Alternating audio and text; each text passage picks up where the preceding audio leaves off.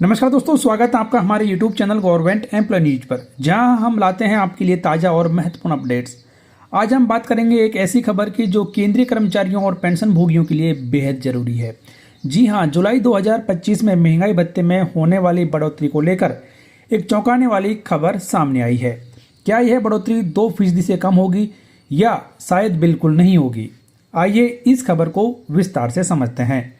दोस्तों, ईटीवी भारत की एक हालिया रिपोर्ट के मुताबिक केंद्रीय कर्मचारियों और पेंशन भोगियों को जुलाई 2025 में महंगाई भत्ते यानी कि डीए में 2% से कम बढ़ोतरी मिलने की संभावना है, और यह भी हो सकता है कि डीए में कोई बढ़ोतरी ही न हो। यह खबर करीब 1.25 करोड़ कर्मचारियों और पेंशन भोगियों के लिए निराशाजनक हो सकती है, जो कि जुलाई और दिसंबर 2025 के लिए अच्छे डीए हाइक की उम्मीद कर रहे थे। दोस्तों, पिछले 78 महीनों में डीए में सबसे कम बढ़ोतरी जनवरी 2025 में हुई थी, जो सिर्फ 2% थी। अब तक एक बार फिर कम बढ़ोतरी की आशंका जताई जा रही है, लेकिन ऐसा क्यों हो रहा है, चलिए इसके पीछे के कारणों को भी समझते हैं। दोस्तों, डीए यानी कि महंगाई भत्ता केंद्रीय कर्मचारियों और पेंशन भोगियों की सैलरी और पेंशन का एक अहम हिस्सा होता है।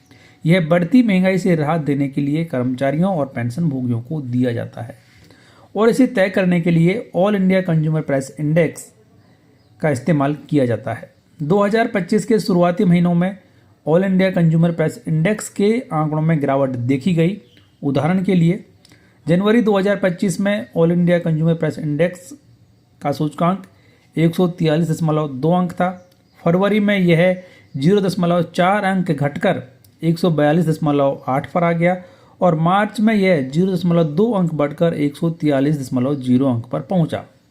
इसके अलावा मार्च 2025 में कंज्यूमर प्राइस इंडेक्स आधारित खुदरा महंगाई दर 5 साल के निचले स्तर 3.34% पर पहुंच गई, जो फरवरी में 3.61% थी।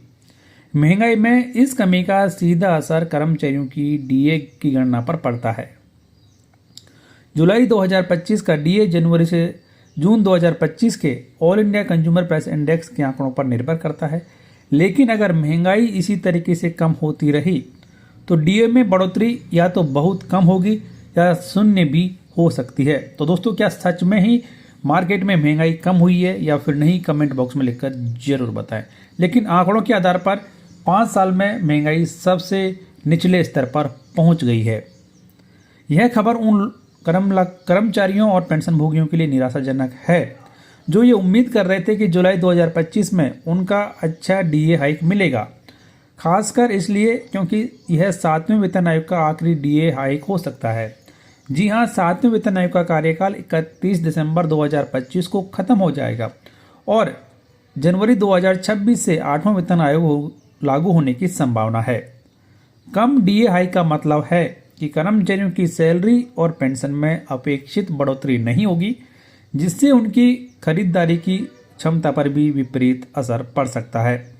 लेकिन दोस्तों, पूरी तस्वीर अभी साफ नहीं है। मार्च, अप्रैल, मई और जून 2025 के आंकड़े आने अभी बाकी हैं। हालांकि मार्च के आंकड़े आ चुके हैं। अगर इन महीनों में महंगाई बढ़ती है, अगले 3 महीनों में महंगाई बढ़ती है, तो डीए हाइक में कुछ सुधार हो सकता है। साथ ही 8वें वेतन आयोग के गठन की तैयारियां भी चल रही हैं। 2026 से कर्मचारियों की सैलरी और भत्तों में बड़े बदलाव आ सकते हैं, इसलिए फिलहाल हताश होने की जरूरत नहीं है। कर्मचारियों को चाहिए कि वो इन अपडेट्स पर नज़र रखें और सरकार के अगले कदम का इंतजार करें। तो दोस्तों, यह थी जुलाई 2025 में डीए हाइक को लेकर ताज़ा खबर। अगर आपको यह जानकारी पसंद आई तो वीडियो को लाइक करें, अपने दोस्तों के साथ में शेयर करें, और हमारे चैनल को सब्सक्राइब करना न भूलें।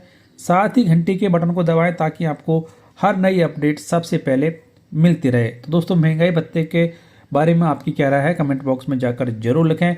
फिलहाल इस वीडियो में इतना ही। वीडियो देखने के लिए आपको धन्यवाद।